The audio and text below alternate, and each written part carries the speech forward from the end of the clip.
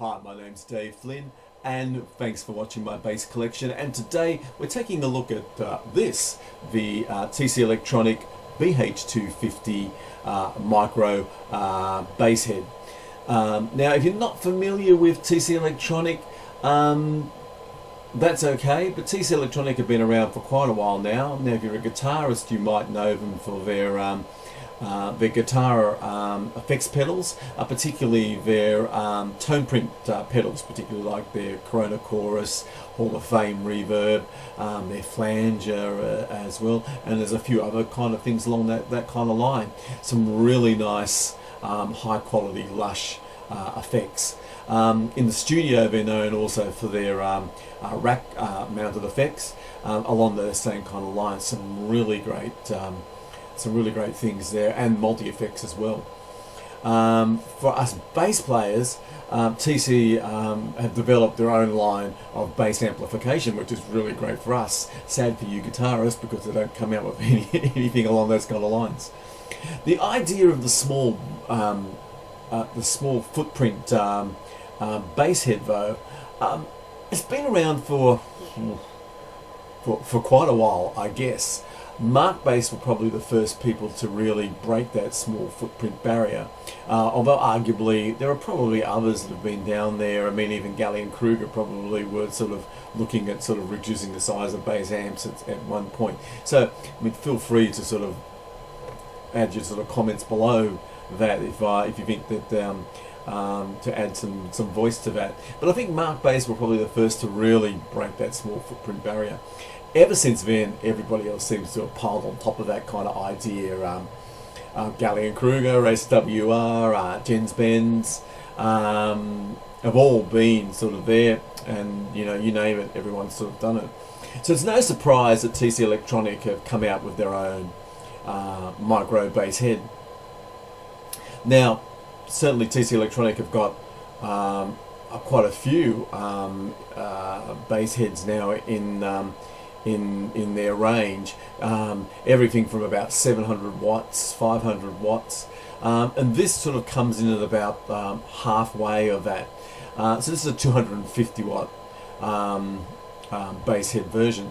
Now this is lifted really from TC Electronic's already successful BG250 combo line. Now that combo line comes in a variety of speaker specs. The most popular, I think, is the 2x10 version, but I think there's a 115 there as well, and there's a couple of other things in that range.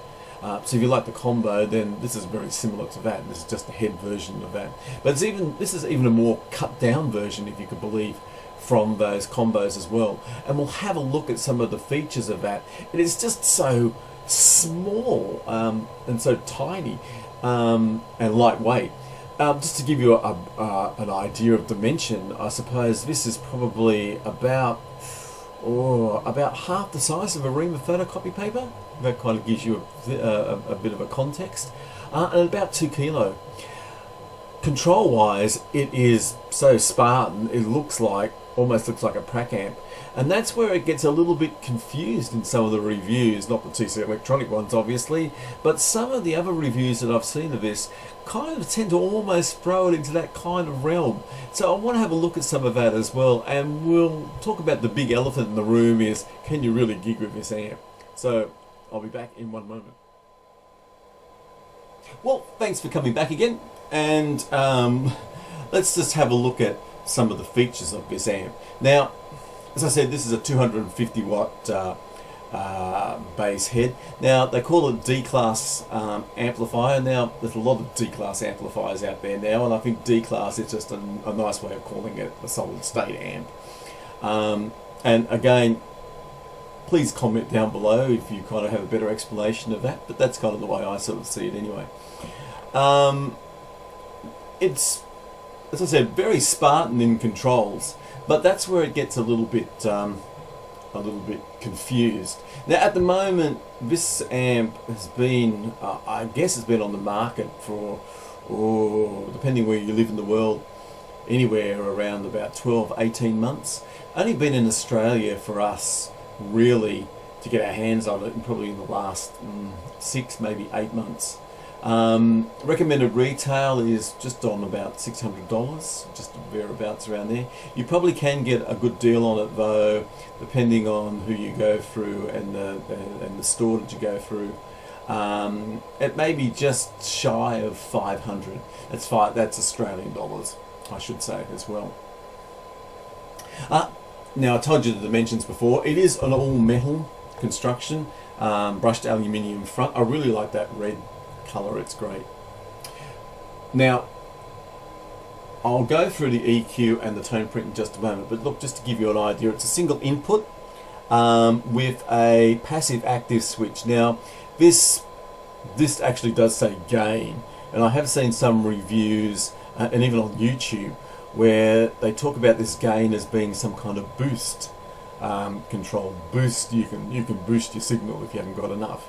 It doesn't work like that. Like any passive active pad, it really is just there for active and passive instruments. So if you've got a passive instrument, you're not going to get any boost out of it, you'll just get a cut.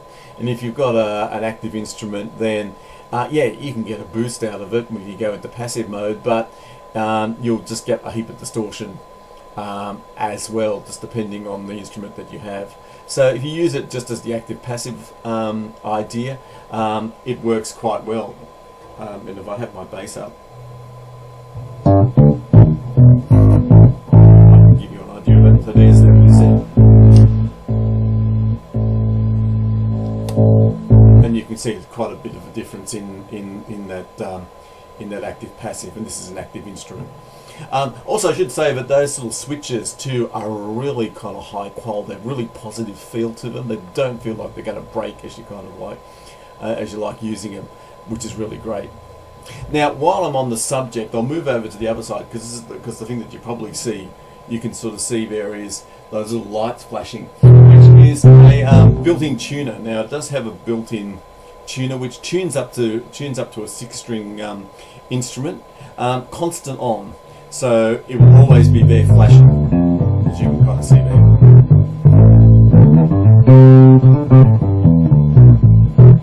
So it looks a bit funky, but the idea is that it works this way. So if I detune, so I can do this on the screen. So you can kind of see it's sort of flashing there now. If I move, if I come up, it's telling me the note, and then if I come up, it should come up to. You can see the second light just coming up now.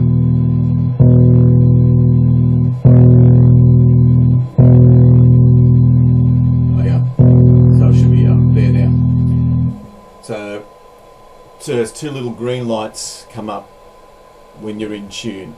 If you're either side of it, you get 1 little green light, and the rate of flash will tell you how close you are. Nice feature. I have heard some comments again that it's distracting. I don't know why, because I don't know why you'd be looking at your amp all the time. But yeah, I find actually it's been really good. Now I have a tuner on my effects board as well, but I actually find the tuner in this quite good. Now it's not quite like your Boss kind of or your core kind of tuner that grabs the note and you can sort of lock it in. It is kind of quite sensitive, but very accurate. Works really well. I really like that.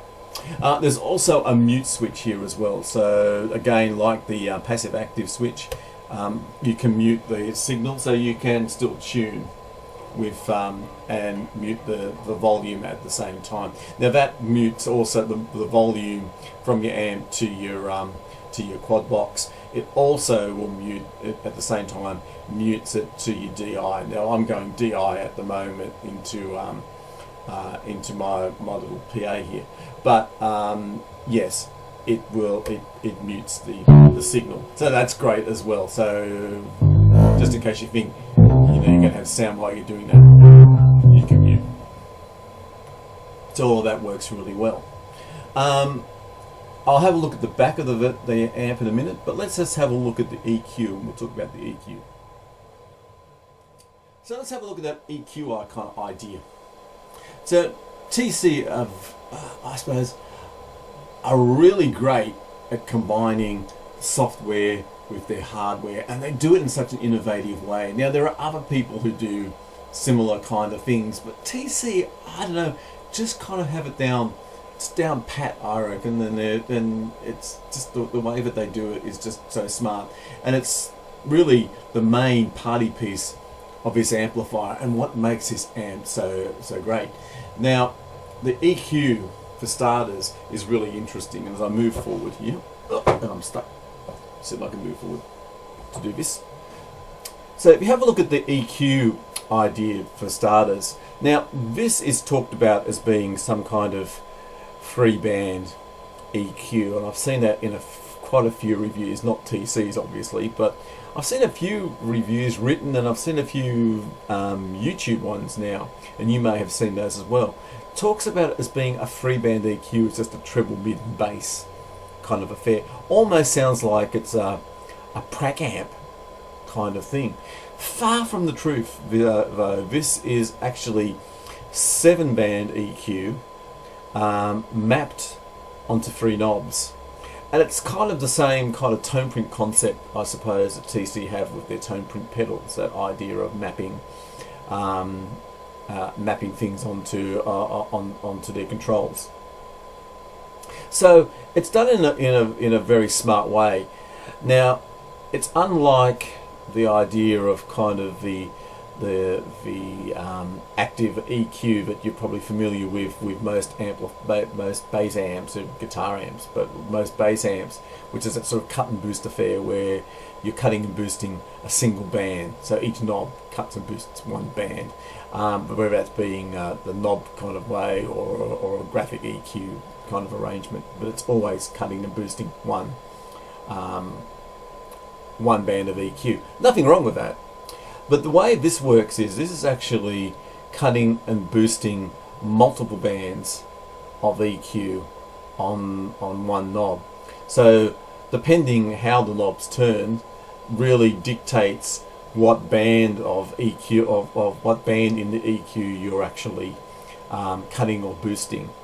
Now, without going into kind of like the technicalities of which bands they actually are, and you're probably better off having a look at TC's own specs to have a look at that. The way that it tends to work is cutting and boosting. It cuts for each knob. It cuts 2 bands of EQ, boosts 1 band. So in the bass, for instance, it's cutting. It cuts 2 bands, boosts 1. In the treble, in the mid, am I pointing to the right one? Yes, I am. It cuts 2, boosts 1 in the mids. In the treble, cuts 2 bands, boosts 1, so you get about 3/4 of the way around, a little bit further, and then it actually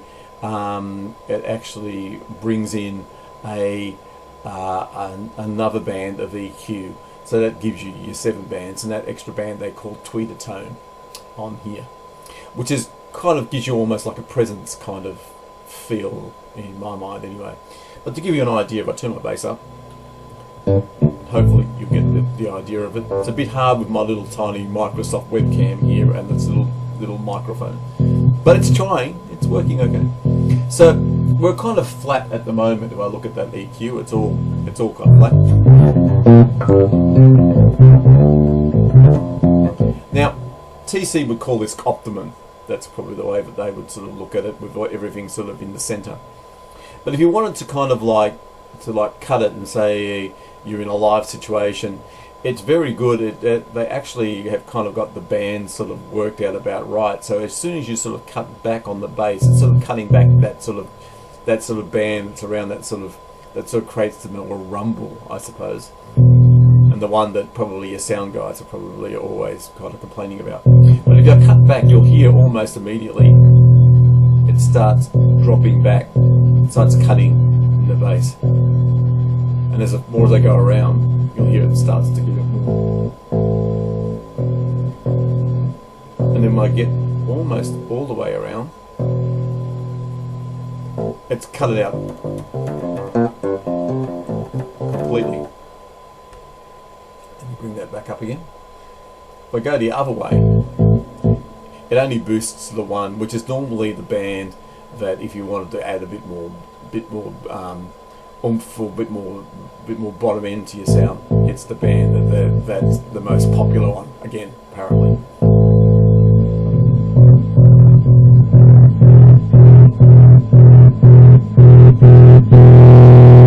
And there's quite a lot of bass boost in that. So there's a lot in there, and it has some serious bottom end to it. It really does.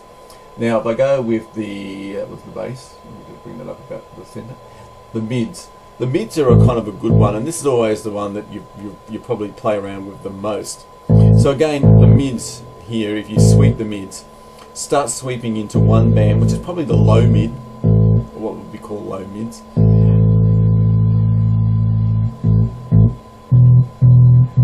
And as I keep going around, you'll hear it cuts into a second band, and then basically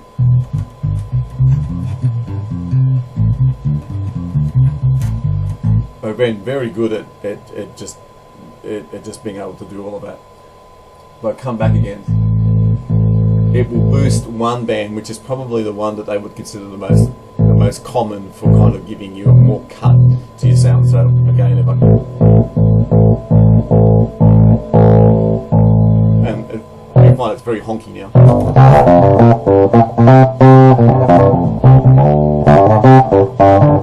And DI'd, it almost sounds like I'm playing like some sort of kind of like wah pedal or something.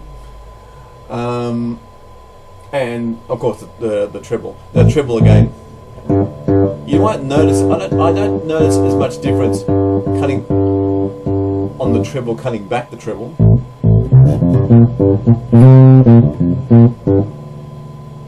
But if I was to come the other way, you'll probably notice a bit of a difference.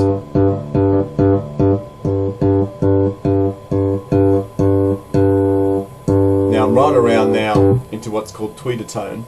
And as I said, it's kind of got this underlying kind of presence kind of feel to it, but the idea is it's supposed to be really good for tapping and stuff like that. So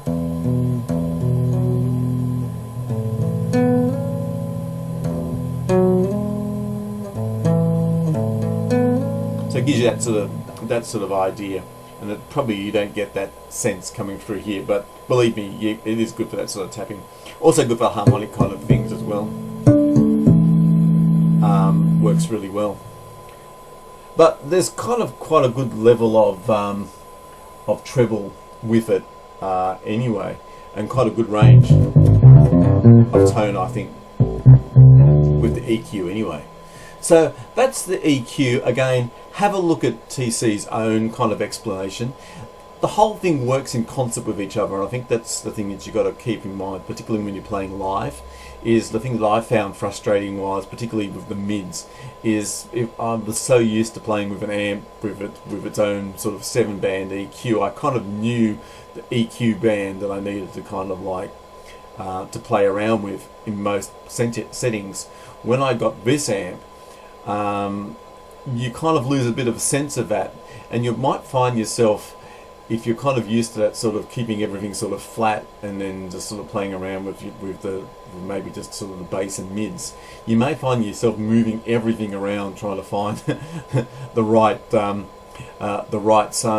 tone. It's there, but you just need to have a play around with it. And unlike some of the reviews, you're not going to find it with big sweeping changes. You'll find it with the real subtle changes. So just bear that in mind. If you take it slowly and you kind of play around with it, and particularly if you've got a moment where you can sort of plug it in yourself and play around with it, you'll find it. And the more that you kind of listen to it, you'll get a sense of how that works. I hope that makes sense. Now we'll talk about the tone print.